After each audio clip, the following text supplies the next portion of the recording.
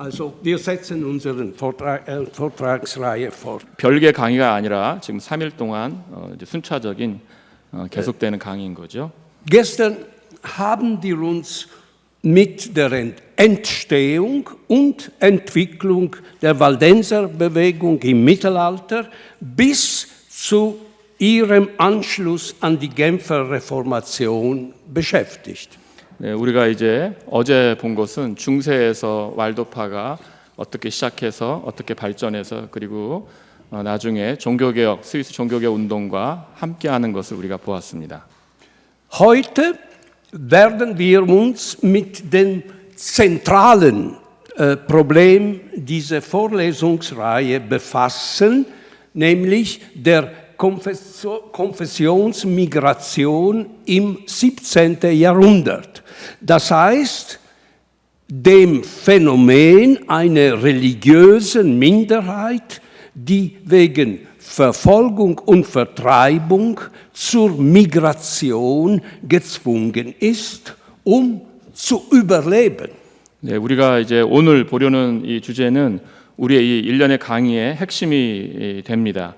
그것은 무엇이냐면 이제 이 17세기에서 이 신앙 때문에 이제 이주하는 그 사람들에 대한 것인데 그들이 박해받고 그리고 추방당하고 그래서 살기 위해서 어쩔 수 없이 이주하게 되는 그런 종교에서 아주 작은 수의 그 작은 수에서 일어난 그 일들을 우리가 보려고 하는 겁니다. Und dabei werden auch die Mechanismen der interkonfessionellen Solidarität kennenlernen.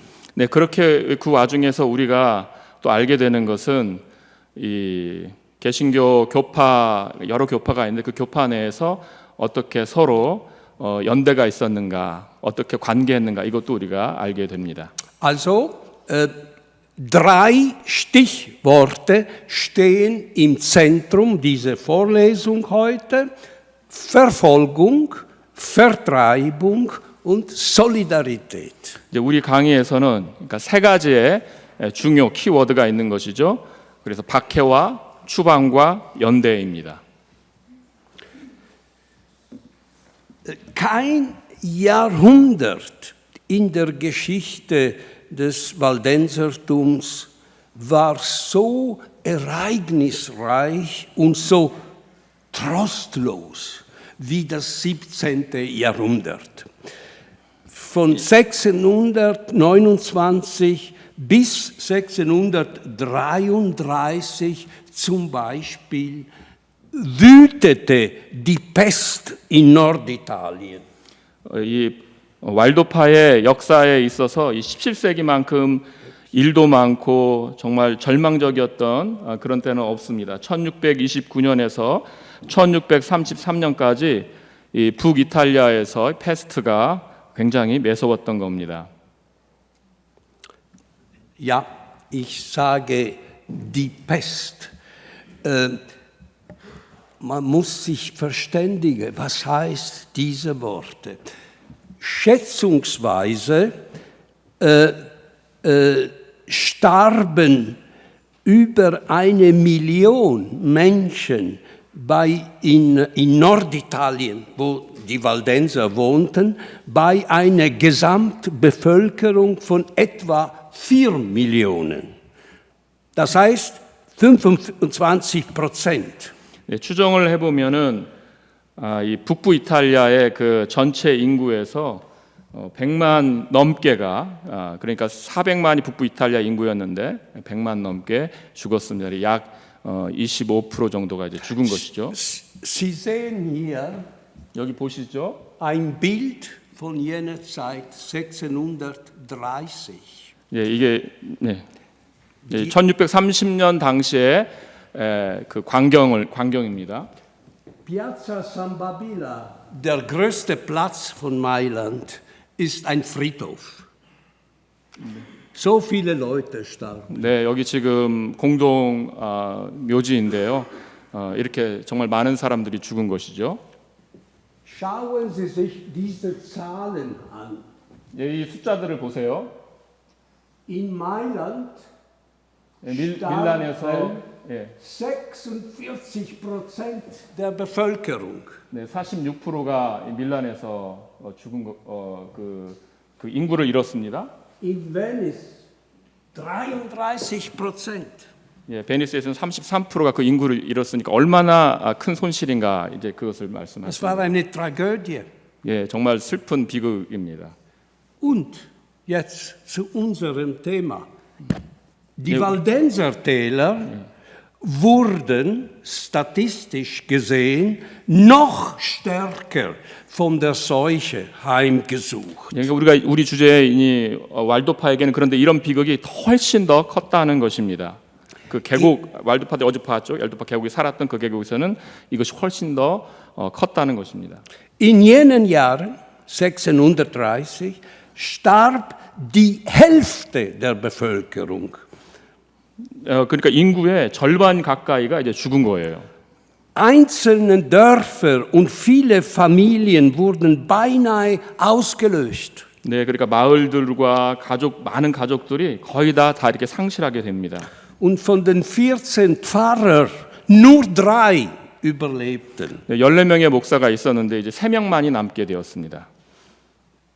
Die katholischen Missionare, die wir gestern kennengelernt haben, und die savoyische Herrscher frohlockten und hofften, mit den hirtenlosen Herden leichteres Spiel zu haben. 우리가 어제 보았던 그 카톨릭의 그 사역자들 그리고 관원들 그리고 사보이의 그 통치자들은 이제 기뻐하는 마음을 가지면서 바라기는 이제 목자를 잃은 이 양떼들에 대한 승산이 있을 거라고 보았습니다.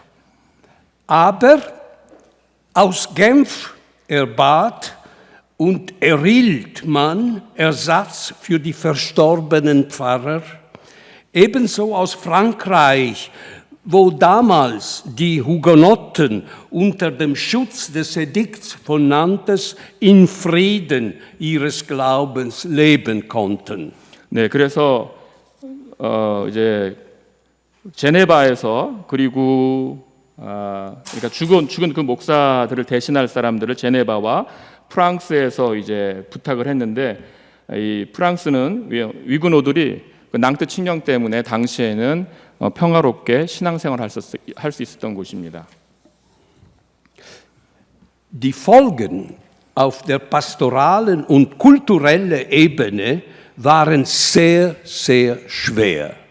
네, 이 목회적이 또 그 문화적인 면에서 그 결과들을 보게 되면 굉장히 이제 중요한 일이 있게 되는 겁니다. Ein Beispiel.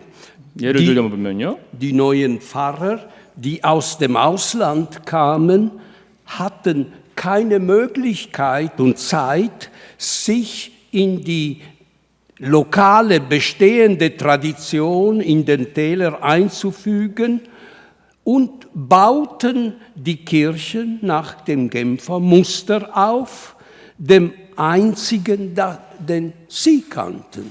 네, 이 새로운 목사들은요, 그 이제 밖에서 온 이 새로운 목사들은 어떤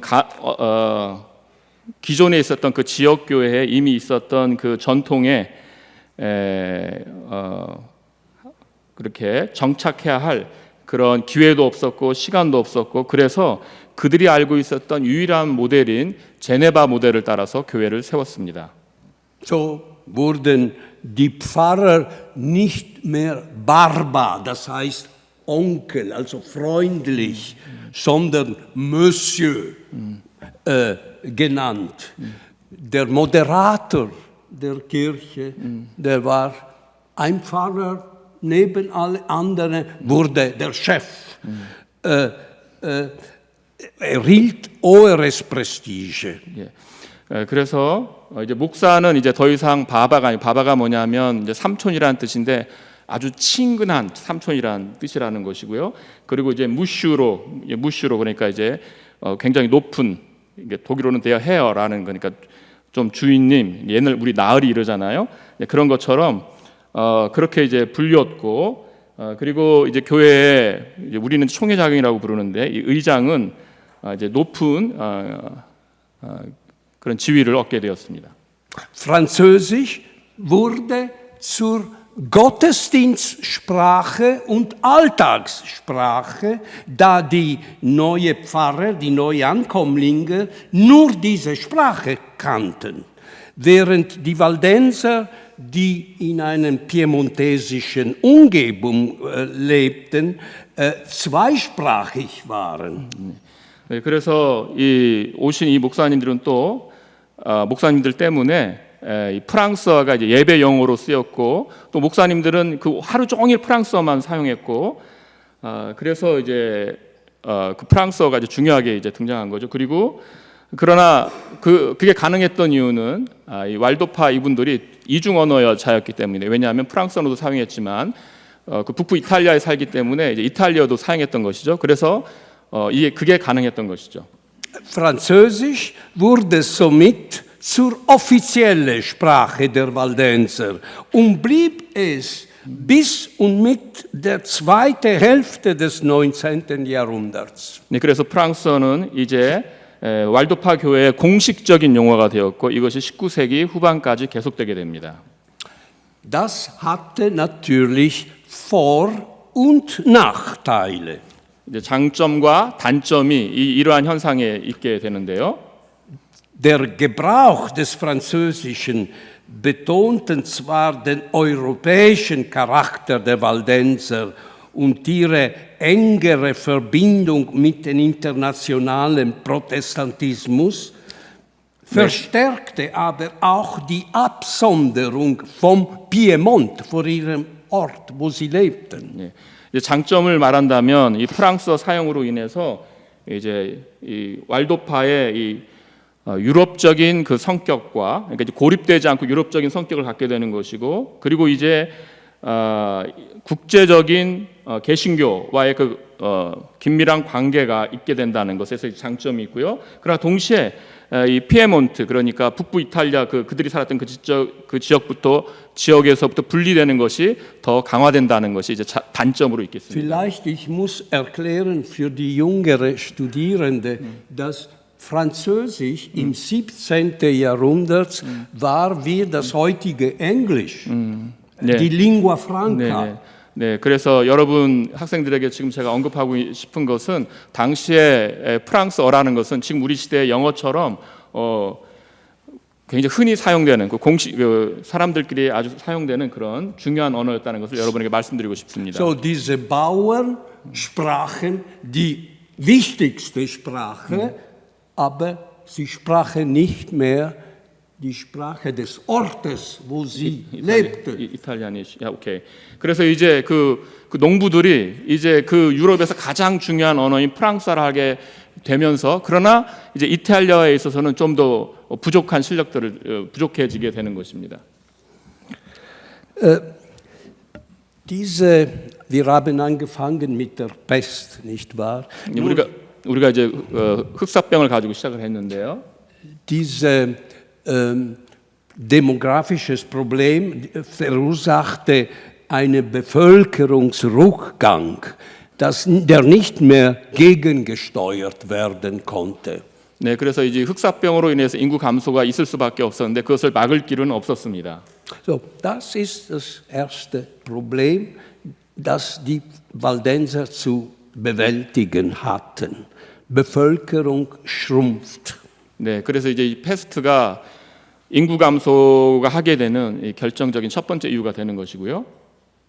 Und dazu kamen im 17. Jahrhundert viele große Verfolgungen. 네, 그리고 이 17세기에는 정말 많은 박해가 왈도파에게 있었던 것입니다. So, es ist eine düstere, schwierige Zeit. 정말 어려운 시간이었습니다. Aber, das muss man gleichzeitig sagen, das 17. Jahrhundert war eine Zeit, in der sich die internationale protestantische Solidarität mit den Waldensern sehr stark entwickelte. 예, 그러나 동시에 이 17세기는 국제적인 개신교의 그 연대가 그 왈도포함에 있는 국제적인 개신교의 연대가 강하게 형성되는 그런 시기가 되는 겁니다. Ich muss leider tragische Geschichte jetzt erzählen. Ich hoffe, dass Sie stark genug sind, Widerstand zu leisten. 네, 이제 여러분 전 유감스럽게도 어쩔 수 없이 너무나도 슬픈 이야기를 여러분에게 전하려고 하는데 여러분이 좀 잘 감당하시기를 바랍니다. Ich beginne mit dem ersten von diesen Massakers. 네, 제가 이 학살로부터 제가 시작하려고 합니다. Ja. Das Massaker von 1655. 네, 1655년에 있었던 일입니다. Gleich nach der Thronbesteigung im Jahr 1648 von Maria Christina von Savoyen und ihrem Mann Karl Emanuel II. Von Savoyen gab es einen starken gegenreformatorischen Kurs in dem Staat. 네, 그 젊은 공작 마누엘 2세가 1648년에 즉위하게 되는데 그렇게 하자마자 종교개혁 반대 운동을 실행했습니다. 아주 강한 반대운동을 실행을 했습니다. Eine Brandstiftung in einem katholischen Kloster 1653 sowie der Mord an einem katholischen Priester Anfang Januar 1655, der dem waldensischen Pfarrer und Moderator Jean Léger mit falschen Zeugenaussagen angelastet wurde, brachte die Waldenser unter den Verdacht der Rebellion. 네, 그래서 카톨릭 클로스터 빌라 펠리스라는 그 카톨릭 수도원이 불에 타게 됐고 1653년에요. 그리고 카톨릭 사제 한 사람이 이제 살해를 당했는데 1655년에. 근데 그 혐의를 왈도파 목사요 또 의장이었던 이 장 레거에게 거짓 증거로 해서 그 혐의를 받게 되었고, 그래서 이 왈도파가 반란을 한다라는 그런 혐의를 받게 되었습니다. Am 25. Januar 1655, mitten in einem eiskalten Winter, kam prompt ein Dekret des Herzogs Karl Emanuel II., welches alle Waldenser innerhalb von 3 Tagen und unter Drohung der Todesstrafe und Güterkonfiskation in die eng gesteckten Grenzen ihrer Alpentäler zurückdrängte. 1655년 1월 25일 정말 추운 겨울에 갑자기 이 공작의 그 명령이 떨어졌습니다. 그래서 모든 왈도파가 3일 안에 돌아와야 되고, 근데 그때 위협이 죽인다는 형벌과 그리고 재산을 압류한다는 이런 위협을 하면서 그쪽으로 돌아와야 한다는 그런 명령을 내렸습니다. Ich muss das erklären. Also das Dekret sagte, die Waldenser sollen nicht mehr bis zu 1500 Meter hoch wohnen, sondern 1800, wo es sehr, sehr kalt war. Es war Selbstmord praktisch. 1800. Ja. 네, 그래서 이제 이 조서에 이 명령서에 뭐라고 되어 있냐면 이제 더 이상 1500m가 아니라 1800m 위로. 그래서 더 위이고, 여러분 알프스 아시죠? 거기 이제 눈이 있잖아요. 높이 올라가면. 이제 그러니까 1500m 있다가 1800m로 가니까 너무나도 추운 곳에 또 살도록 그렇게 명령을 내렸습니다. Probieren Sie mal im Winter 1800 Meter hoch zu 한번 leben. 알프스에서 1800m 위에서 한번 살아보시길 그런 경험을 하시기를 바랍니다. Im Winter. 이 겨울에 말이죠. Na, nun, diese Auseinandersetzung kam zu einem Blutbad von 24. bis 27. April 1655. 이 문제가 이제 1655년 4월 24일부터 27일까지 정말 끔찍한 이 피해 학살에서 이제 그 학살에 도달하게 됩니다. Dieses Blutbad hat in der Historiographie den Namen piemontesischen Oster bekommen. 네, 이것은 이제 역사에 기록되기를 피에몬트의 부활절이라는 단어로서 이제 역사에 기록되게 됩니다.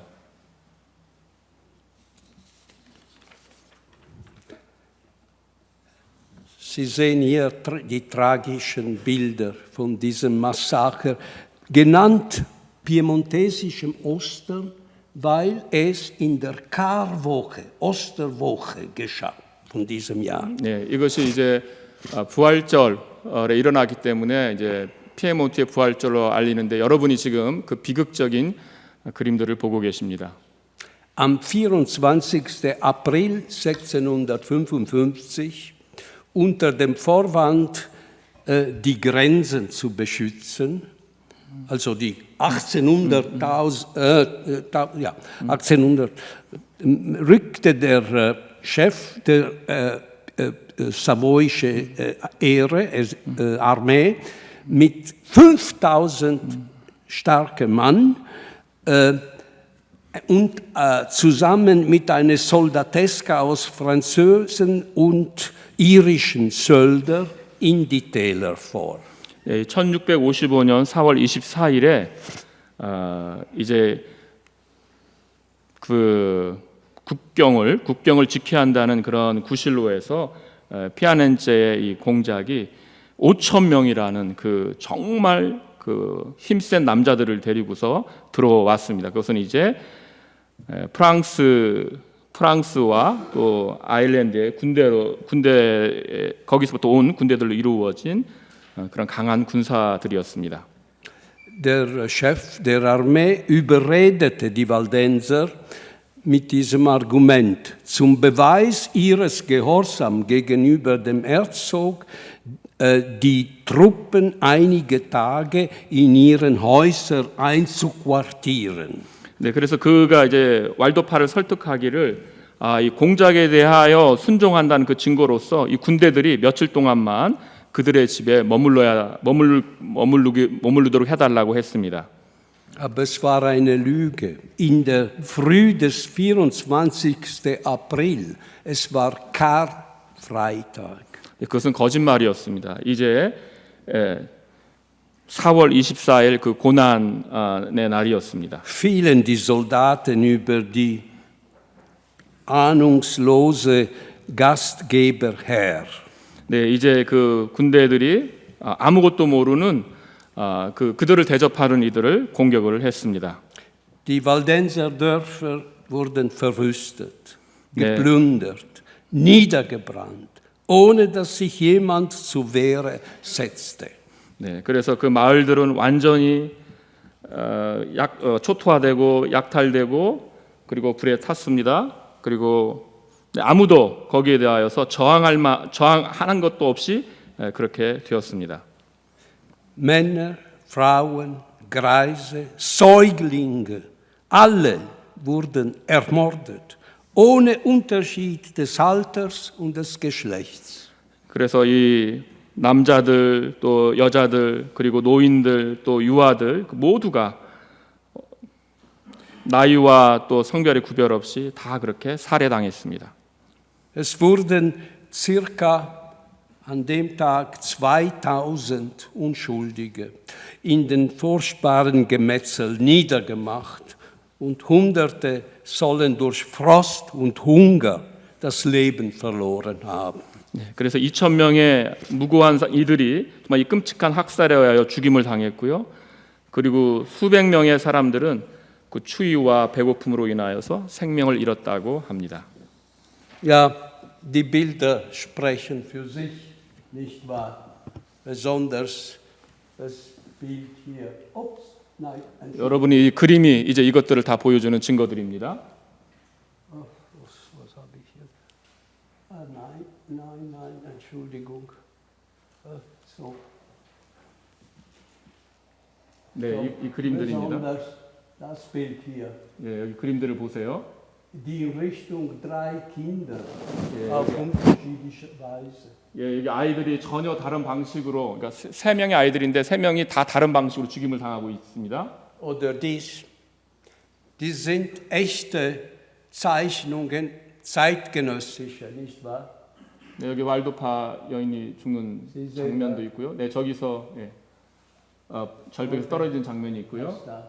여기서 이제 화형당하는 장면이 있습니다. Das war die typische Strafe gegen die Heretiker, gegen die Ketzer. 네, 저 화형당하는 저 그림은 저게 그 당시에 전형적인 이단에 대한 그런 형벌입니다. In heißes Öl.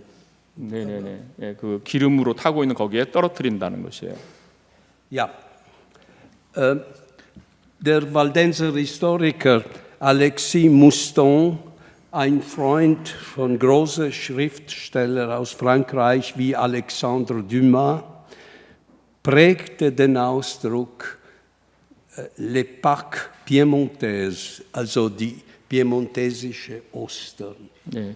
그래서 스트라스부르의 게르시 뷰슈나라는 이제 유명한 분인데 이분이 이제 이 끔찍한 학살을 피에몬트의 부활절이라는 표현을 만들었고 아까 우리가 역사책에 그렇게 들어왔다고 했잖아요. 이제 그것을 만든 분이 바로 그분입니다.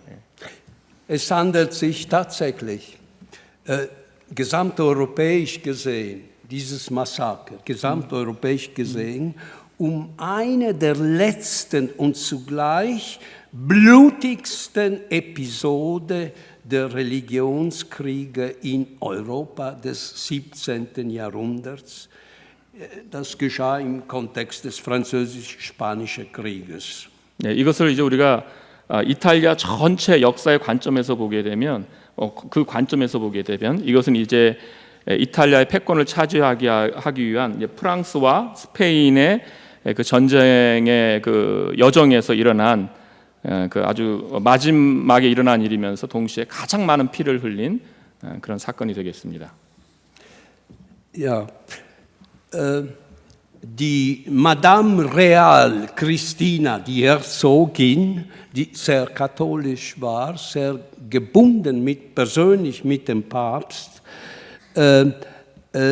meldete am 20. Mai 1655 stolz und siegensbewusst dem savoyischen Botschafter, Gesandte in Rom, Folgendes: Wir haben der Hydra der Ketzerei und Rebellion den Kopf abgeschlagen. 네, 이 마다마 레알레라는 이 공작의 어머니는 그러니까 이 굉장히 강한 카톨릭 사람이었는데 이분이 이제 1655년 5월 20일에 이제 자랑스럽게 그리고 이제 확신에 차서 로마에 있는 사보이 대사에게 이렇게 말했습니다. 우리는 이단과 반란의 히드라의 머리를 잘라냈습니다. 이렇게. Und das sage ich jetzt. Und der Papst nach dieser Nachricht feierte ein großes Te Deum, also die größte Messe, die es in der katholischen Kirche gibt, um den Tod der Waldenser zu feiern. 그래서 이 소식을 들은 이제 교황이 이 소식을 듣고 너무 기뻐서 거대한 미사를 거행했습니다. Ja, aber sie hatten sich geirrt, weil die überlebenden Waldenser haben sie sich versammelt unter der Leitung einen Bauer, der plötzlich General wurde und begann den Widerstand der Waldenser 이제 그러는 사이에 이제 왈도파는 남아 있는 사람들을 모으고 그리고 조슈아 자나벨이라는 사람의 이제 지도하에서 함께 뭉치게 되는데요. 그래서 이 사람이 이제 갑자기 장군이 되는 것이죠. Leitete den Widerstand mit natürlicher militärischer Kenntnis. war ein Bauer, aber leitete den Widerstand. 그는 군사 지식이 없었지만은 이제 군대를 이끄는 지도자가 되었습니다. Und dieser Widerstand war teilweise erfolgreich, weil Glaubensgenossen aus Frankreich, Hugenotten aus Frankreich kamen und unterstützten die Waldenser. 이 저항 운동이 때때로 이제 어떤 작은 성취도 있었는데요. 이제 그렇게 된 원인으로는 프랑스에서 이제 오게 된 그런 신앙의 동지들이 있었기 때문입니다. Unterdessen, während die überlebenden Waldenser kämpften, erreichte durch Informationsarbeit des nach Frankreich geflüchteten Moderators der Waldenser Kirche, Jean Léger, des das Massaker selbst miterlebt hatte, die Kunde von den unerhörten Gräueln sowie vom verzweifelten Überlebenskampf der Glaubensgenossen in den ferner Alpentäler, das protestantische Europa, und rief Empörung und Anteilnahme hervor. 네, 그렇게 왈도파가 그 고향에서 싸우고 있는 동안에 이제 그 학살에서 살아남은 장레거, 이 왈도파 교회의 의장이 프랑크푸르트로 피신을 하게 되어서 거기에서 이제 이 사실들을 이 학살의 소식과 이 끔찍한 소식과 그리고 신앙의 동지들이 이 멀리 떨어진 알프스 계곡에서 싸우고 있다는 그 소식을 전했고 그 소식이 이제 유럽 전체 알려지게 되고 그 소식을 들은 유럽 사람들이 이제 분노하게 되고 동정하는 마음을 갖게 되었습니다. Und hier kommt das dritte Wort von heute, die Solidarität. 우리가 오늘 세 가지 단어를 한다고 그랬잖아요. 밖에 추방 연대, 바로 이 연대 이 부분이 여기에 있는 것이죠. Die benachbarte Schweiz war die erste, welche zu Hilfe kam. 네, 그래서 바로 옆에 있던 스위스가 그 도움을 주려고 서두른 가장 첫 번째가 되겠습니다. Die Schweizer evangelische Kantonenorte beschlossen im Juni auf der Tagsatzung in Aarau einen allgemeinen Buß- und Bettag auszuschreiben, Geldsammlung für die Opfer zu veranstalten und eine offizielle Gesandtschaft nach Savoyen zu schicken, um für die Waldenser zu sprechen. 네, 이 개신교 지역에 있던 이 스위스 개신교는 이제 6월에 아라우에서 6월 아라우에서 열린 회의에서 이제 기도하는 날을 결정을 하고 그 다음에 그 희생자들을 위하여서 모금을 하기로 결정을 하고 그리고 사보이에 대사라들을 보내서 이 왈도파를 위하여서 말하도록 이렇게 했습니다. In den Niederlanden kam es ebenfalls zu zahlreichen Solidaritätsaktionen. Geld wurde gesammelt und geschickt, Kleider wurden geschickt, politische Botschafter wurden geschickt nach Savoyen. 네, 그리고 네덜란드에서도 그리고 아주 많은 연대의 운동이 있었습니다. 그래서 돈을 모아서 보냈고요, 옷을 모아서 보냈고요, 그리고 이제 정치적인 도움을 주기 위하여 또 특사들을 또 보냈습니다. Die mächtige Kurfürsten Brandenburgs und der Pfalz sowie der Landgraf von Hessen zeigten aufrichtiges Interesse am Schicksal ihrer waldensischen Glaubensgenossen und boten wiederum Schutz und sogar Wohnplatz an. 그래서 브란덴부르크와 또 팔츠의 선제후와 또 헤센의 공작이 또 진지한 그 왈도파의 신앙의 동지들에 대한 진지한 관심을 보였고 또 보호와 그리고 거주지를 제공했습니다. Am wirksamsten aber 가장 중요한 것은요.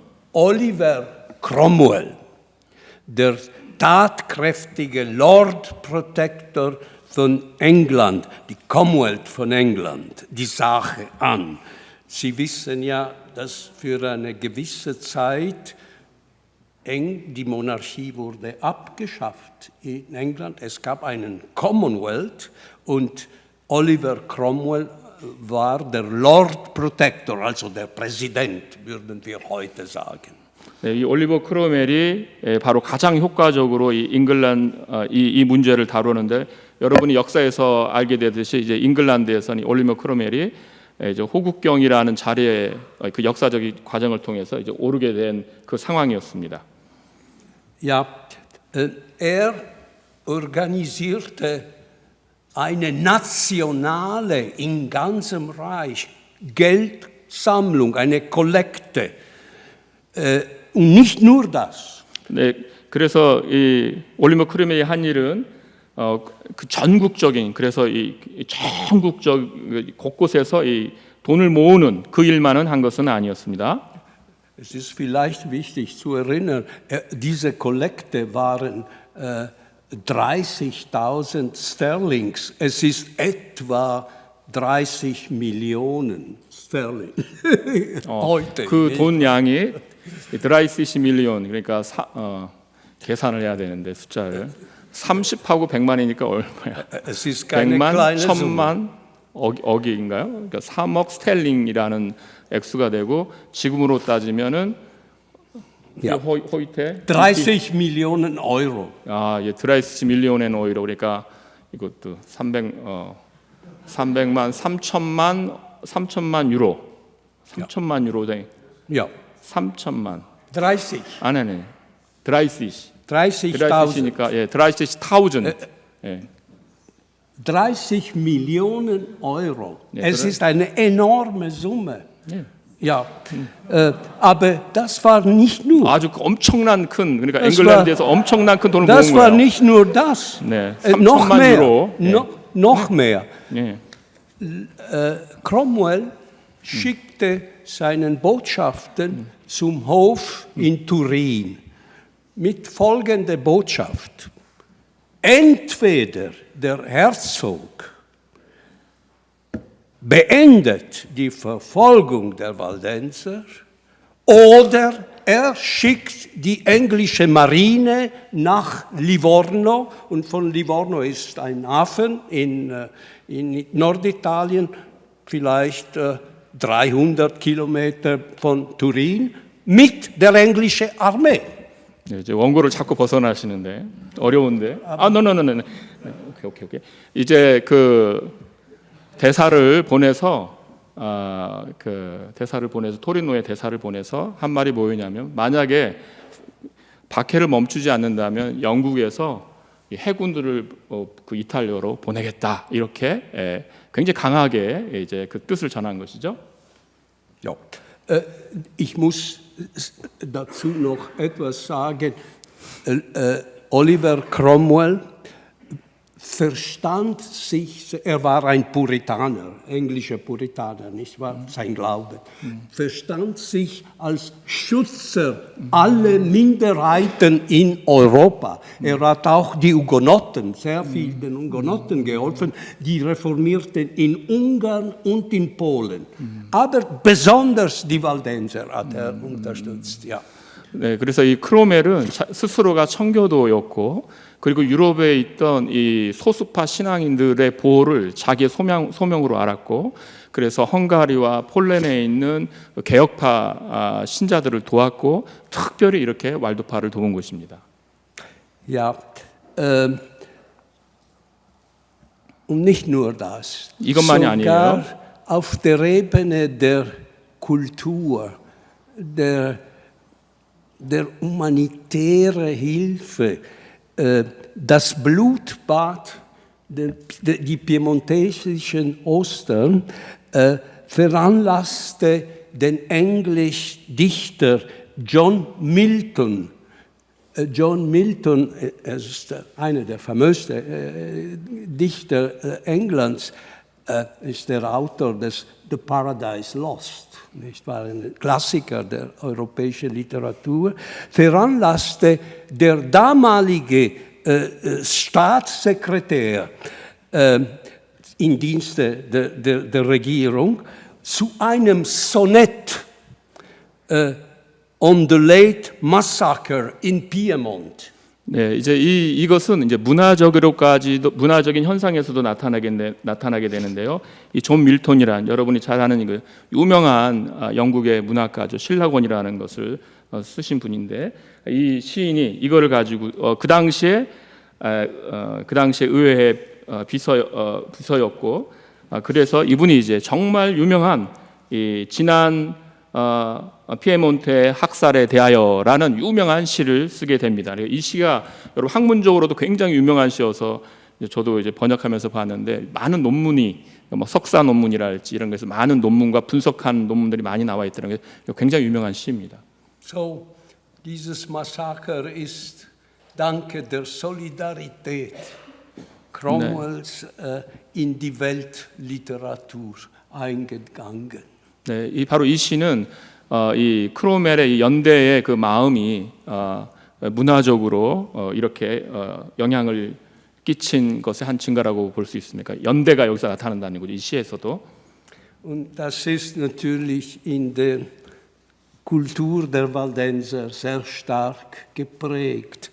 Nee. Ich mag mich erinnern als Kind, mein Großvater brachte mir dieses Sonett und ich musste das auswendig lernen. Avenge, O Lord, the slaughter saints whose bones lie scattered on the Alpine mountains.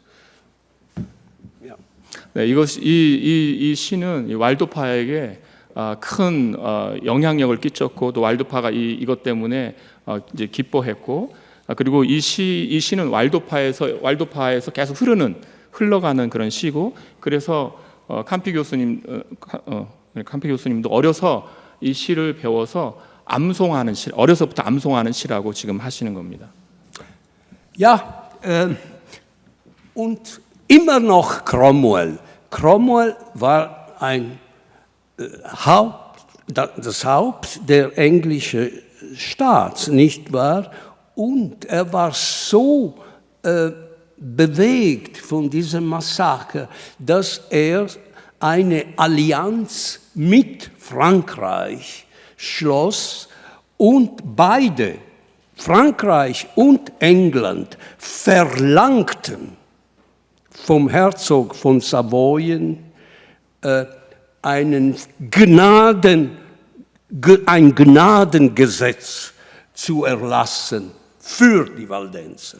네, 그래서 올리버 크로멜이 압력을 프랑스에 주었고 그리고 이제 은총의 특별 호용이 이제 발효되어서 그러니까 그 왈도파가 신앙생활을 자유롭게 할 수 있는 것을 이제 압력을 넣어서 은총의 특별 호용이라는 것이 발효가 되었습니다. Ja, aber wie oft in der Geschichte diese Gnadegesetz wurde verabschiedet, die Waldenser, die wenigen Waldenser, die überblieben waren, wurden für einige Jahre geschützt. Und wie wir gleich sehen werden, 1673 beginnen schon wieder andere Verfolgungen.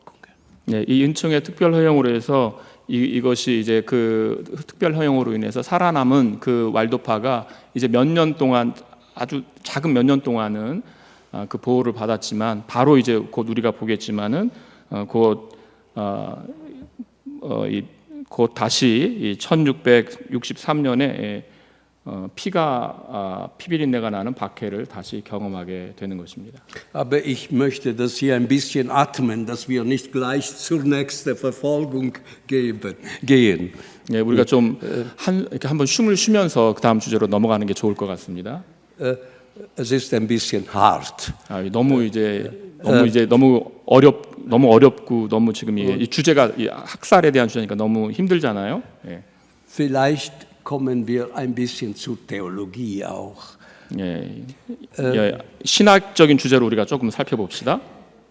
Unter der viele Propagandaliteratur, handschriftliche Korrespondenz, Augenzeugenberichte, illustrierte Flugblätter und Pamphlette, die nach Europa geschickt wurden, nach dem piemontesischen Ostern, um die protestantischen Länder zu mobilisieren, sticht die aus Zensurgründen anonym und ohne Ortsangabe erschienen Verteidigungsrelation véritable hervor, die in 4 verschiedene Ausgaben auf uns gekommen ist. 네, 왈도파가 개신교 세력을 동원하기 위해서 이제 피에몬테 부활절 사건 다음에 유럽 전체에 여기저기에 이제 보낸 문헌들이 있습니다. 그래서 자필 서신, 공증된 목격자 보고, 사파가 있는 전단지, 소책제들 이것들을 보냈는데요. 그리고 이 검열이 있기 때문에 지명을 밝히지 않고 익명으로 출판된 변호용 그 간행물이 있는데 진실된 관계라는 것, 이것이 이제 중요한데 이것이 4가지 버전으로 우리에게 전해지고 있습니다. Bevor ich zu diesem Punkt komme, eine kleine Bemerkung, ganz klar, sehr einfach zu übersetzen. 우리가 이걸 조금 보겠습니다. Sie sehen, dieser Text, geschrieben von Waldenser, ist auf Französisch. 네, 왈도파가 여기 지금 프랑스어로 쓰고 있죠. Das ist der Vorteil von der Pest, weil da bei der Pest haben die Waldenser Französisch lernen müssen, weil nur französische Pfarrer gab es. 네, 이렇게 프랑스어로 이렇게 쓰여진 것, 이것이 우리가 아까 보았던 이 흑사병으로 인해서 목사님들이 죽고 이제 프랑스어를 쓰시는 목사님들이 와서 결국은 프랑스어를 쓰게 된 이 왈도파의 상황에서 보여준 장점이 되는 것입니다. 이 글을 프랑스어로 썼으니까 프랑스어로 알려지는 거잖아요. So, eine klare Lehre für uns heute. Lernen Sie eine andere Sprache, nicht mehr Ihre eigene Sprache. Es ist immer gut, eine internationale Sprache zu beherrschen. 여러분 모국어만이 아니라 다른 외국어를 익히면은 이게 언제나 이렇게 유용하게 사용되니까 많이 익히시길 바랍니다. Klammer zu. Kommen wir zur Sache. In diese, wie soll ich sagen, traurige Text steckt eine Perle. Und zwar steckt ein Text genannt Brief Confession de foi des Églises réformées des Vallées de Piemont.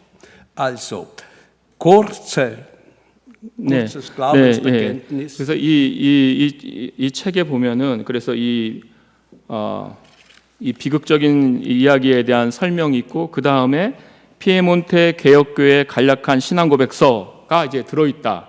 이것이 이제 중요합니다. Ja, diese, meine Damen und Herren, liebe Studierende, diese ist das Glaubensbekenntnis der Waldenser Kirche. Das Bekenntnis, das jeder Pfarrer oder Pfarrerin, wir haben Frauenordination, unterschreiben muss. 네, 이 신앙 고백서는 목사들이 무조건 서명을 해야만 하는 왈도파의 신앙 고백서입니다. Ja, dieses Dokument besteht aus 33 Artikeln, die im Groß und Ganz den Confessio Gallicana ahnend. 네, 이것은 34개 조항으로 구성되어 있는데 Confessio Gallicana, 그러니까 프랑스 신앙 고백서에 기초를 두고 있습니다. Nur zur Erklärung, die Confessio Gallicana ist das Dokument, das die französische hugenottische Kirchen 1560 in Paris verabschiedet haben. Das ist die Geburtsstunde der französische reformierte Kirche, die Confessio Gallicana. 네, 이 프랑스 신앙 고백서는 이제 파리에서 있던 그 총회에서 이제 만들어진 결정된 그런 프랑스 교회의 신앙 고백서입니다. Also, ich wiederhole es, dieses Brief Confession ähnelt der Confessio Gallicana. 다시 한번 말씀을 드리자면 이 왈도파 신앙 고백서는 바로 이 프랑스 신앙 고백서에 기대고 있습니다. Es gibt aber einige Besonderheiten, die es sich lohnt hervorzuheben. 근데 물론 이제 그런데 몇 가지 특별한 점이 있습니다. Eine Besonderheit dieses Bekenntnis ist die Lehre von der Ewigkeit der Kirche, verstanden als Weltkirche, die im Artikel 26 zum Ausdruck kommt. 네, 36 33 Artikel, aber im Artikel 26 kommt zum Ausdruck. 네, 그 26항의 이 교회에 대한 고백에서 이 보편 교회에 대한 고백으로 그 교회를 이해하고 있습니다. 그래서 그 영원한 교회를 보편 교회로 이해하고 있습니다. Ich finde es wunderbar. Ich finde es wunderbar, dass diese verfolgte Leute in der Stunde des höchsten Leidens denken an die Kirche als die Gesellschaft der Gläubiger, die sich durch die Jahrhunderte hinaus, die sich vergleichen mit den Märtyrern der ersten Jahrhunderte des Christentums. Finde wunderbar. 네. 그래서 그것이 너무나도 정말 중요하고 굉장히 인상적이다. 칸피 교수님 말씀하시는데 왜냐하면 정말 이 작고 박해받고 그 고난의 절정에 있는 그 교회가 그 시야를 넓혀서 정말 전체 보편적인 교회 그리고 전체 시대를 있는 그 교회에 자신을 연결시켜서 바라보고 있다는 점에서 굉장히 특별합니다. Und noch eine Besonderheit. 또 하나의 특별한 점이 있는데요. Es ist die Bekräftigung im letzten Absatz des Bekenntnisses mit alle reformatorischen Kirchen Europas im Glauben übereinzustimmen, auch mit dem Augsburger Bekenntnis, das heißt die Lutheraner, nicht wahr? Gefolgt von dem feierlichen Versprechen, in diesem Glauben im Leben und Tod zu verharren, indem wir bereit sind, die ewige Wahrheit Gottes mit unserem eigenen Blut zu unterschreiben. 네, 그래서 이제 이 신앙 고백서를 마치는 마지막에 유럽의 모든 종교개혁 교회와 함께하면서 이 아우스부르크 신앙 고백서도 고백서에도 동의하면서 사나 죽으나 이 믿음에서 인내할 것이며 우리는 우리 자신의 피로 하나님의 이 진리에 서명할 준비가 되어 있다라는 엄숙한 약속을 하고 있습니다. Zwei Bemerkungen, die sind nicht da, aber die kommen mir jetzt raus. Erstens, diese Worte Gemeinschaft auch mit den Lutheranern. Im 17. Jahrhundert niemand dachte so. Zwischen Lutheranern und Reformierten gab es keine Gemeinschaft, kein Abendmahlsgemeinschaft, keine Kanzelgemeinschaft, gar nicht. 네, 그래서 우리가 여기서 봐야 되는 것은 이 왈도파가 루터란 교회와의 그 연결을 하고 있다는 것, 그것이 이 시대에 있어서 굉장히 중요합니다. Auch das. Stellen Sie sich mal vor, der große Johann Sebastian Bach hatte eine Reise von Leipzig nach Essen in Deutschland gemacht, ein reformiertes Territorium, ein reformiertes Land. Er musste fast ins Gefängnis gehen, weil er in ein reformiertes Territorium ging. 네, 예를 들면 그 루터란과 개혁파의 이제 긴장의 한 예로서 요한 세바스찬 바흐를 우리가 예를 들 수 있는데, 그가 이제 에센 그 개혁파 도시에 개혁파 그쪽에 갔을 때 그가 거기에서 잡혀서 거의 감옥에 들어갈 뻔했습니다. Und 이제 그런 당시에 이렇게 이제 왈도파는 아우스부르크 신앙 고백서에도 이제 동의한다. 했다는 점에서 이제 중요한 점을 말씀하고 계십니다. Ja, also hier wird gesagt, wir haben Gemeinschaft auch mit den Lutheranern. 네, 그래서 이제 이 왈도파는 이렇게 루터파와도 어떤 연대를 하고 있습니다. Und das letzte Wort. 네, 그리고 이제 마지막 단어도 중요하죠. Das ist unser Glauben, indem wir verharren im Leben und Tod. 네, 그래서 이 마지막 이 단어, 이제 지금 강조하시려는 이 단어, 삶과 죽음에서 이 믿음에서 내가 견디겠다라는 그것입니다. Ich muss sagen, wenn ich jung war, hatte ich gewisse Bedenken über dieses Bekenntnis. Aber fast am Ende meines Lebens habe ich die Ehre gehabt, die kritische Edition dieses Bekenntnis anzufertigen. 네, 이제 하나의 제 생애 마지막에 제가 어떤 영예를 얻게 되었는데, 바로 이 신앙 고백서에 대한 글을 쓰게 되었습니다. Und ich bin froh, dass als ich ordiniert wurde, dieses Bekenntnis unterschrieben habe. 네, 그리고 나에게 영예는 내가 목사가 될 때 여기에 내가 서명한 것입니다. Diesen Glauben im Leben und Tod. Ja. 이 믿음에서 사나 죽으나 견디겠다. Der Name des Verfassers ist unbekannt. Es ist unbekannt. 저자의 이름이 알려져 있지 않습니다. Wir wissen nicht, wer eigentlich den Text verfasst hat. 네, 누가 했는지 이제 썼는지 알려져 있지 Es gibt 않습니다. verschiedene Hypothesen. 여러 가지 가설들이 있겠죠.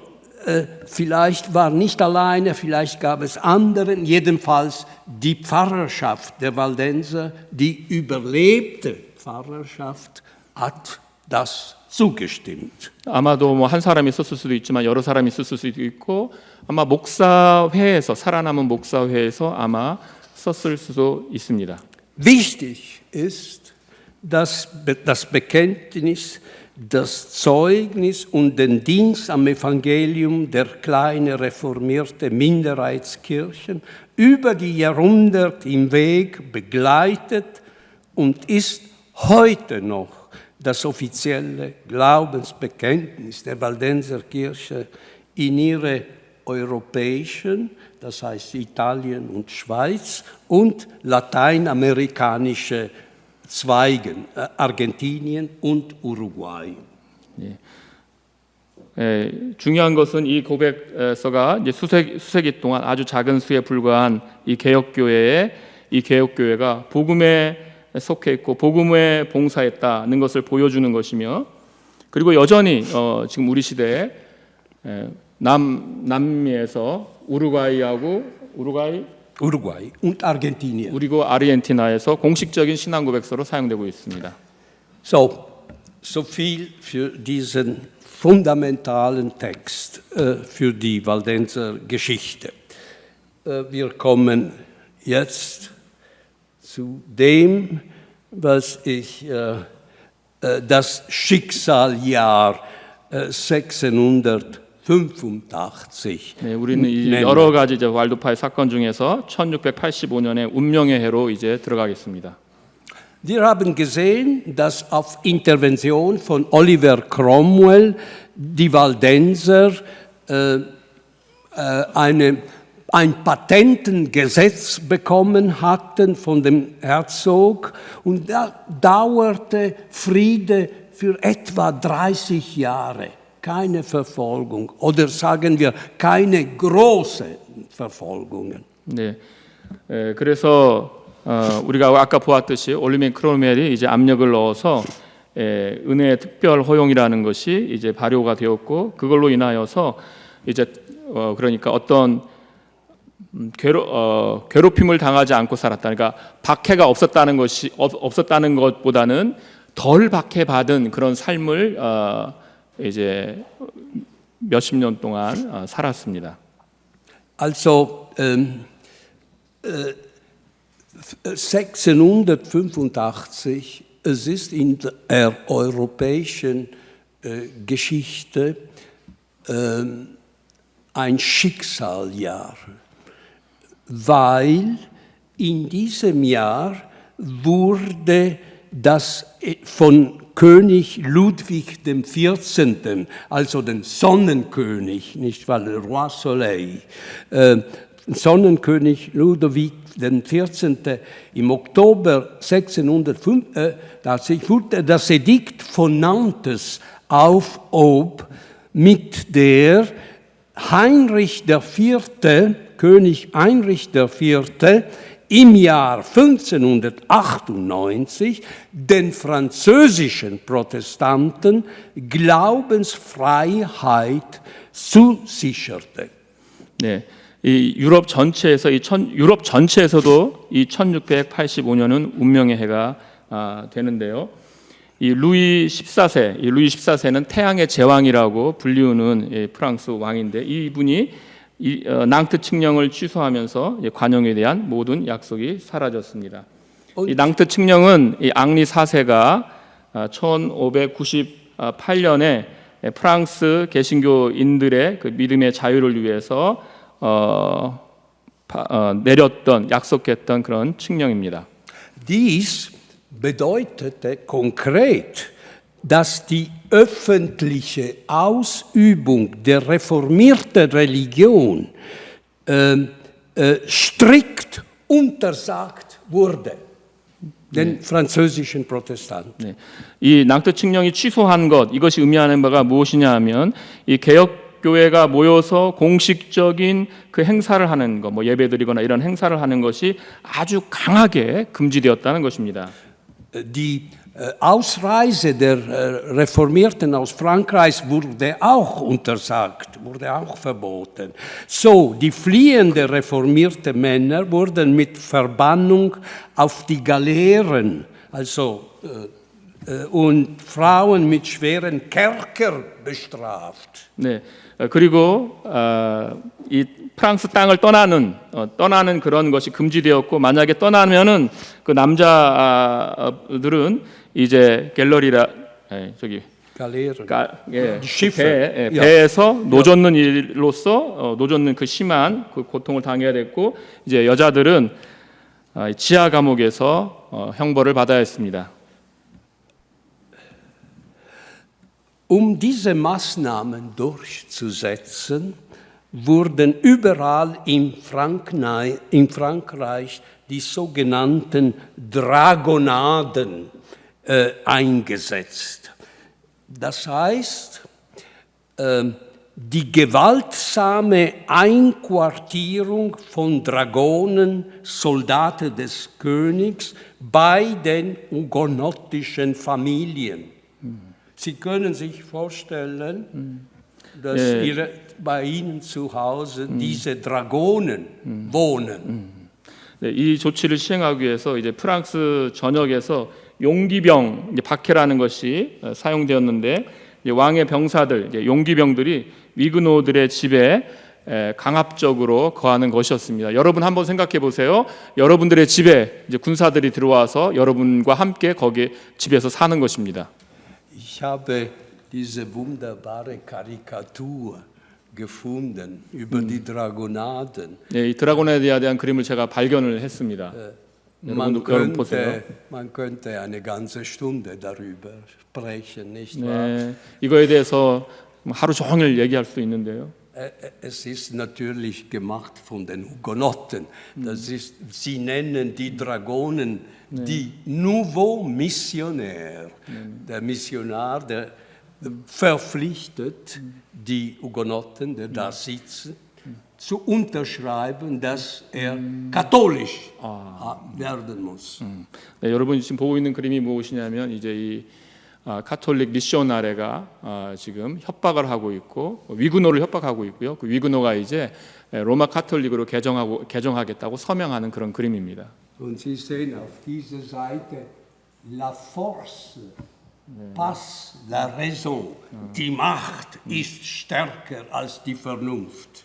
네, 그래서 이 폭력이 이 정신보다 더 강하다. 이것이 이제 저기 오른쪽에 쓰여져 있는 문구입니다. Ja, das war die Politik von Ludwig XIV. 네, 이것이 바로 루이 14세의 정책이었습니다.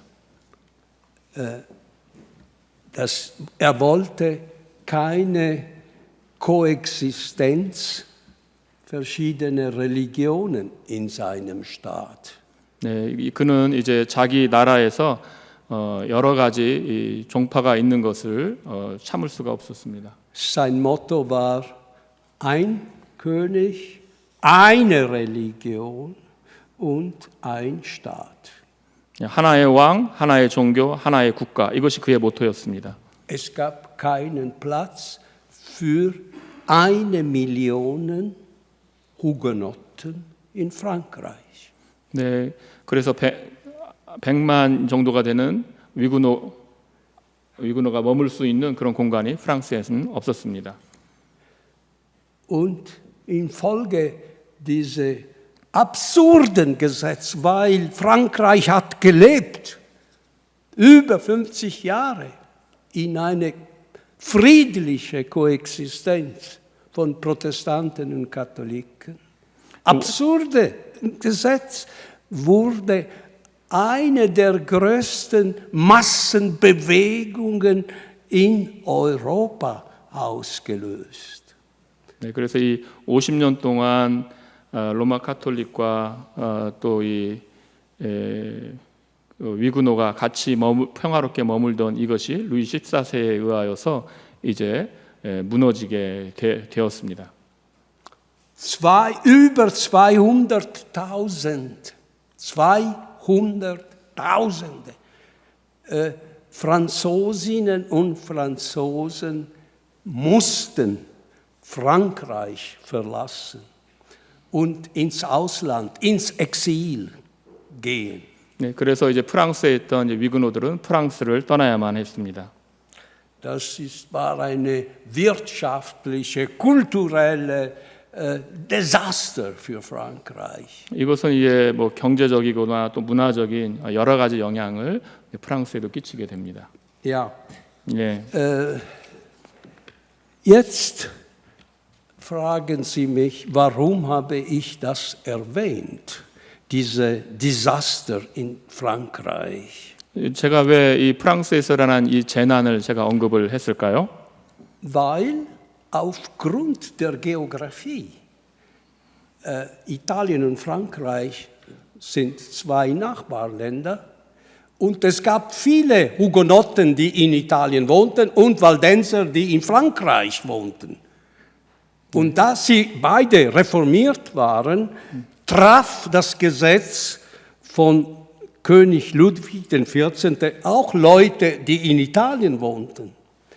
Aber auch die Waldenser, die in Frankreich wohnten. 네, 그래서 이것을 언급한 이유는 지리적인 이유 때문에 언급을 한 것인데요. 프랑스와 이탈리아는 맞대고 있었고, 그래서 프랑스에 있었던 위구노가 이탈리아에 와서 살기도 하고, 또 이탈리아에 있던 왈도파가 또 프랑스 지역으로 넘어가서 살기도 했는데, 이제 그것이 맞물리면서 이제 함께 이 사건이 벌어지게 되는 것입니다. Und als ob das nicht genug wäre, es kam etwas anderes dazu.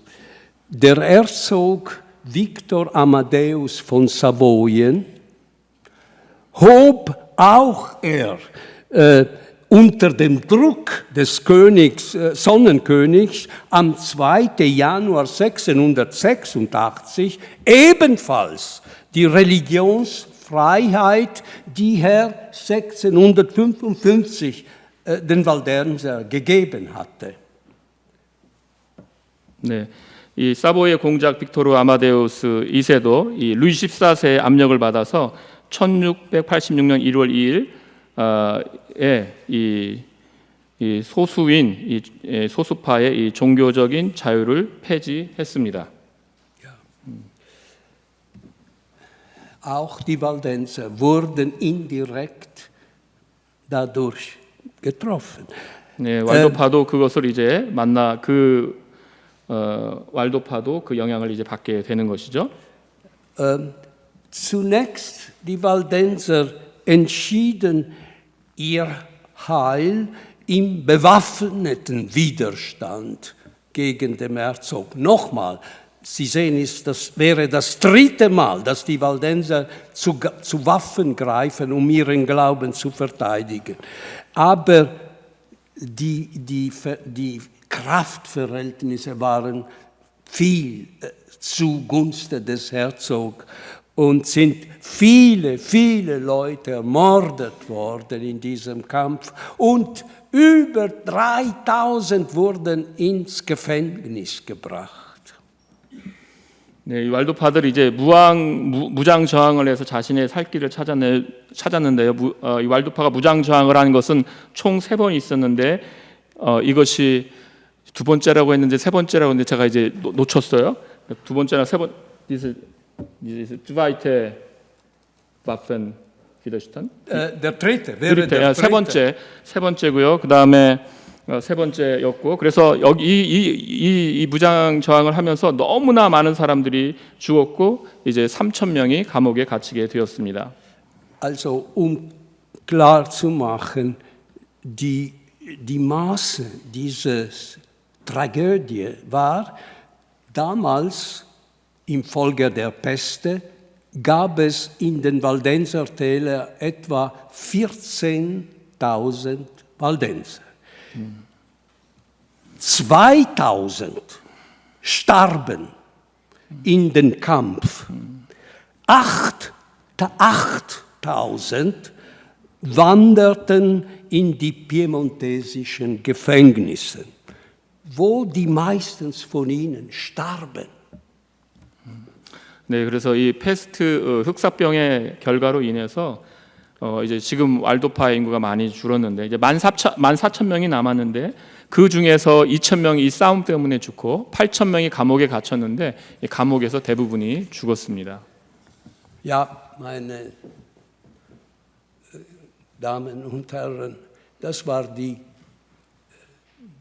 dunkelste Stunde der Waldenser Geschichte. 여러분, 정말 이것이 왈도파 역사에 있어서 가장 어두운 그 역사가 되겠습니다. 그러니까 여러분 14,000명인데 2,000명이 죽고 또 8,000명 또 죽고 그러면 몇 명 남은 거예요? 정말 너무 큰 비극이죠. 그것을 지금 말씀하고 계십니다. Dieses Mal die Gegenreformation hatte gesiegt. 네, 이것으로 인하여서 이 종교개혁 반대 운동은 승리를 했다고 볼 수가 있습니다. Es blieb nicht anders zu tun, als nochmal auf die Solidarität der Glaubensgenossen zu zählen. 네, 여기서 그런데 우리가 또 신앙의 동료들을 향한 그 연대를 여기서 다시 또 발견하게 됩니다. Ja, und wie immer in der Geschichte der Waldenser, die Schweizer Brüder und Schwestern bemühten sich, ihnen zu helfen auf diplomatischem Weg und versuchten, die eingekerkerten 8.000 Menschen frei zu bekommen. und handelten mit dem Herzog, bezahlten den Herzog für jede Waldenser, der frei gemacht wurde.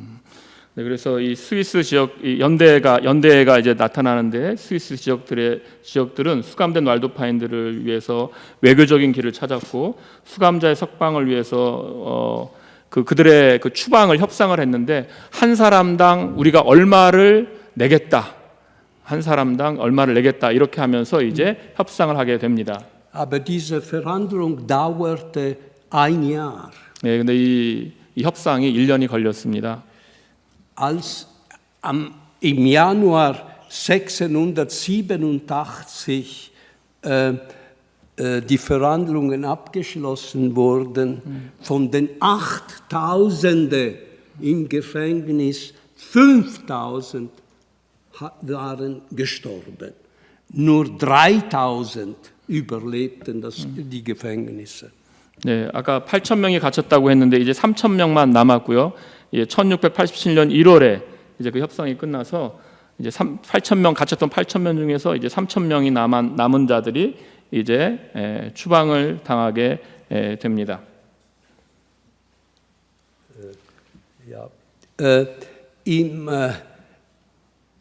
In eine Wintermarsche gingen sie, die Waldenser, von ihrer Täler nach Genf. Es war die erste Stadt. Und dann von Genf wurden sie zum vorübergehenden Aufenthalt auf den reformierten Städte der Schweiz, Zürich, Bern, Basel verteilt. 네, 그래서 이제 그들이 이제 감옥에 갇혀 있다가 그들이 이제 처음으로 이제 스위스의 이런 대도시들에 흩어져서 그 삶을 그 임시적인 거주지를 위해서 분산이 되게 됩니다. Also damit sie verstehen könnte, was das bedeutete, wissen Sie, Genf in dieser Zeit hatte eine Bevölkerung von 6000 Einwohnern. 6000 Einwohner. Und Sie können sich vorstellen, dass sie konnten nicht 3000 Flüchtlinge aufnehmen. 제네바 인구가 6,000명이었는데 3,000명의 왈도파가 이제 들어오는 거니까요. 여러분 한번 상상을 해보십시오. Deshalb wurden die Waldenser teilweise in Genf, ja, wenige, aber die meistens wurden in Zürich, in Basel, in Bern, in Schaffhausen, in Aarau aufgenommen. 네, 그래서 여러분 이제 그래서 제네바에서 다 감당할 수 없기 때문에 지금 여러분이 5개 도시를 들었는데 바젤, 쭈리히, 아라우, 샤프하우젠 그 뭐 하나 있어요? 없어요? 그 뭐 기억이 안 나요? 5개 도시 하면 흩어졌습니다. In der ganze reformierte natürlich, weil die katholische Orte. 당연히 흩어진 도시들은 이제 개혁파 도시였습니다. Ich kenne nicht genug, wie die anderen Kantonen die Waldenser aufgenommen, aber ich kenne sehr gut, wie sie in Zürich aufgenommen wurden. 네, 우리 다른 도시는 모르겠지만 제가 취리히에서 어떻게 그들을 받아들였는지는 제가 잘 알고 있습니다. Mindestens von den Dokumenten, die ich kenne, war die Waldenser Hilfe in Zürich eine Herzenangelegenheit. Es kam vom Herz und sie erwies sich als entschieden Anwältin der Waldenser. ihre Glaubensbrüder. 네, 적어도 쭈리 목사에 대해서 알고 계셨으니까 쭈리 목사들에게는 왈도파를 돕는 일이 그 일이 정말 이 마음에서 오는 정말 심장에서부터 나오는 그런 중요한 문제였고 그래서 이 왈도파와 신앙 때문에 박해를 받는 이들을 위해서 자신들이 대변자임을 보여주었습니다. Ich habe hier ein wunderbares Zeugnis. 네, 저 여러분에게 그 증거를 정말 좋은 증거를 보여드립니다. Hier ist ein Buch. Es ist eine Predigtensammlung von dem Antistes von Zürich, das heißt der Kirchenpräsident, der Präsident der Zürcher Kirche. 추리 교회 이제 대표가 되시는 분의 그 증거를 제가 여러분에게 보여드리려고 합니다. Und hat eine Sammlung seiner Predigten veröffentlicht. 네, 그분이 이제 자기 설교들을 나중에 모아가지고서 출판을 했는데요. Unter diesen Predigten habe ich diese gefunden. 네, 그 설교 중에서 제가 이것을 발견을 했습니다. Obwohl als Historiker bin ich gewohnt, solche dramatische Texte zu lesen. Ich muss sagen, dass ich war sehr mitgenommen, als ich das las. 네, 역사학자로서 제가 이 텍스트를 보고서 좀 이것을 이제 받아들여서 이렇게 소개하는 것입니다. 네, 여기 텍스트가 있죠. Er predigte am 1. Januar 1686. 1688년 1월에 이렇게 설교를 하고 있습니다. Und er sagt, ohne Weinen, ohne Heulen und Klagen kann ich nicht an das fatale Jahr 1686 denken. 저는 울고 통곡하며 애통하지 않고는 운명적인 이 1686년을 생각할 수가 없습니다. Diese Kirche, die so alt ist, seit so langer Zeit besteht, die reine evangelische Lehre gelehrt hat, musste den Trauerrock, also den Leidenrock anziehen. Es war für die damalige Zeit klar, es ist Schluss mit der Waldenser Kirche. Es ist gelöscht aus der Geschichte.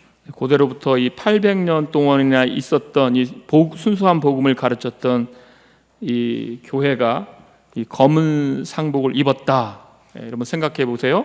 교회가 정말 지워진 것입니다. Ja, so war es nach menschlicher Sicht. 네, 이것이 이제 Aber man hat nicht daran gedacht, der Widerstand der Waldenser, diese Bauern, die an ihrem Land gebunden fühlten und an ihrem Glauben festhielten. 인간적인 관점에서는 그렇게 교회가 사라진 것 같지만 그러나 또 이제 왈도파는 다시 서서 다시 그 저항하며 다시 믿음의 길을 걸어가게 됩니다. Und obwohl sie verteilt waren in Bern, in Basel, in Zürich, in Schaffhausen, manche schon in Deutschland, Süddeutschland, sie haben unter sich Kontakte festgehalten. 흩어진 왈도파들이 뭐 쭈리라든가 바젤이라든가 뭐 아라우라든가 또 남부 독일에 흩어졌던 왈도파들이 이제 의견 교환을 하게 됩니다. Und sie haben sich organisiert. 그리고 이제 und 조직을 했습니다. in Geheimen 아주 비밀리에요. haben ihre Rückkehr 그들이 in 비밀리에 ihre Heimat 고향으로, organisiert. 고향으로 돌아갈 비밀한 계획을 세웠습니다. Dabei wurden sie vom Regierung Englands schon wieder und von der Regierung der Niederlanden unterstützt. 네. 그것을 위해서 이제 영국과 네덜란드 정부가 도왔습니다. Und zwar diplomatisch, militärisch und finanziell. 외교적으로, 군사적으로, 재정적으로 도왔습니다. Sogar der Chef des niederländischen Regierung, der Generalstatthalter Wilhelm III. Von Oranien, zusammen mit England eben, haben eine Unterstützung für die Waldenser organisiert. 네, 이제 영국의 영광스러운 혁명, 그래서 이제 그 당시에 이제 네덜란드의 총독이었던 이 윌리엄 3세가 그 3세 그 아내가 그 왕비는 아니고 아무튼 총독의 그 부인이 영국의 왕이 돼요. 그리고 왕국의 왕이 되면서 이제 윌리엄 3세도 영국 부부가 처음인데 부부가 동시에 왕이 되면서 이제 윌리엄 3세도 영국의 왕이 되면서 반프랑스 대동맹의 수장이 또 됩니다. Am 27. August 1689 etwa 1000 Waldenser zogen unter der Führung von eines Waldenser Pfarrers Henri Arnaud in einen Marsch vom Genfer See bis zurück in ihren Täler.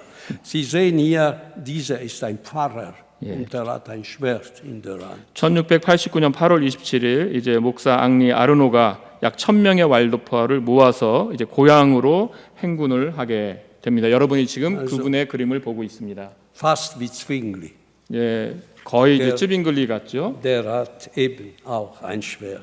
Er hat gekämpft für seinen Glauben. 그러니까 Und stellen Sie sich vor, 군사처럼 그런 면에서 찌빙글리 같다는 diese 1000 Menschen haben von Nyon, Sie sehen, das ist die Route, Entschuldigung, das ist die Route, die sie gelaufen sind in den Bergen. Es sind alle Bergen, hohe Berge. Diese Route von Lyon, Genf, sehen Sie, in Branchen haben sie sich gesammelt und sie sind in eine Reise, die etwa 8 Tage dauerte. Normalerweise, aber da sie 1000 waren, dauerte etwas länger, 12 Tage, sind sie marschiert bis zu diesem Ort Pignerol, Bobbio. Das sind die Waldenser Täler. 네, 그래서 여러분이 지금 보신 대로 저 니옹에서부터 쭉 북부 이탈리아까지 내려오는 그 길을 굉장히 오랜 시간이 걸리는, 그래서 8일 또 12일 이렇게 걸리는 그런 그렇게 오랜 길을 걸어서 이렇게 북부 이탈리아 자기네 고향으로 돌아오게 됩니다. Ja, das konnten sie machen, weil sie eben die Unterstützung England, Niederlanden 네, 영국과 네덜란드의 도움이 있었습니다. hatten. Ja. Diese Rückkehr ist in der waldensischen Historiographie geblieben wieder als ehrenreiche Rückkehr, glorreiche Rückkehr der Waldenser. Es ist eine Anspielung an die Glorious Revolution, englische Revolution. Ja. 네, 그래서 이 돌아오는 이것을 이제 역사책에 어떻게 기록했는가? 그래서 왈도파의 역사에는 영광스러운 귀환 이렇게 기록이 되는데, 그것은 이제 영광스러운 혁명이라는 영국에서 일어난 그 역사이죠. 그래서 영광스러운 혁명, 그러니까 이제 의회가 더 많은 권력을 가지면서 입헌 군주제로 가는 그 과정을 말하는 것인데, 그것은 이제 하나 역사적인 용어인데, 거기에 그 용어를 빌어서 이렇게 영광스러운 귀환이라 이렇게 기록하였습니다. Ja, und in ihren Bergen 네, 그 산에서 fanden sie ihre Häuser kaputt, fanden sie ihr Land verwüstet. Sie müssten eine neue Existenz aufbauen und sie müssten auch sich militärisch gegen den Herzog verteidigen. 네, 그들이 고향에 도착했을 때 집은 무너져 있고요. 그들의 땅은 황폐화되었고요. 그래서 다시 이제 그것을 발견했고, 그리고 그들은 이제 게릴라전의 전투를 해야만 했습니다. Und vielleicht hätten sie das nicht geschafft. Aber glücklicherweise gab es einen politischen Umstand, nämlich dass der Herzog von Savoyen hatte Allianz gewechselt. Anstatt sich mit Frankreich zu alliieren, hat sich mit den Niederlanden und England. Und so hat er die Waldenser in Ruhe lassen müssen. 네, 그래서 그들이 그렇게 게릴라전을 했지만 거기서 어떤 뭐 좋은 성취가 있었던 건 아닌데 그 사보이가 갑작스럽게 이제 반프랑스 연맹에 들어가면서 상황이 급변하게 되었습니다. Und die Engländer und die Niederländer haben ihm gesagt, gut, du kannst wechseln, deine Allianz, aber du musst die Waldenser in Ruhe lassen. 그래서 잉글랜드와 네덜란드가 그래 너 그렇게 연맹을 바꾸는 거 좋은 일인데 그러나 조건이 있는데 왈도파를 자유롭게 놔둬야 된다라고 했습니다. Sie sehen ja Solidarität. 여러분이 여기서도 더 연대를 볼 수 있는 거죠. Großes Leiden, aber ebenso große Solidarität der Glaubensgenossen. 이 큰 고통이 있을 때 또한 큰 연대가 있는 것입니다. Die politische Situation wechselt schon wieder einige Jahre später, 1896. 그런데 그러나 또 몇 년 안에 정치적인 상황은 또 급변하게 됩니다.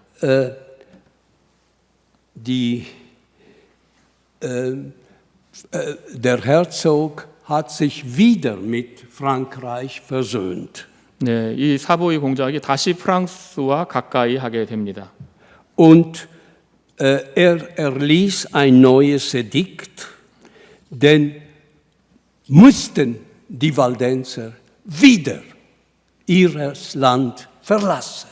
네, 그래서 다시 1698년에 새로운 칙령이 발표됐는데 다시 그 왈도파 주민들이 나가라라고 명령했습니다. Schon wieder 3000 Waldenser mussten den Weg nach Genf über den Berg Mont-Cenis. Sie sehen, was ist dieser Berg im Winter? Sie müssten im Winter das Land verlassen und über diesen Berg nach Genf. 네, 이 심한 이 겨울에 그들이 3,000명의 사람이 다시 그 길을 떠나서 제네바에 가게 됩니다. Wohin werden sie gehen? Das werden sie morgen wissen. 네, 그들이 어디로 갔는가? 그 이제 우리가 내일 보겠습니다. Jetzt müssen wir Schluss machen. 네, 이제 우리가 여기서 마치도록 하죠. 여러분께 감사드립니다.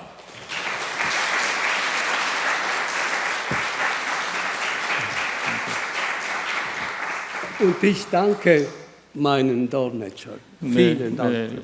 네. 번역하신 통역한 사람을 감사하다. Ich glaube, ich habe verstanden. Das heißt 이해했다고. schwierig. 오케이. 감사합니다. Ja.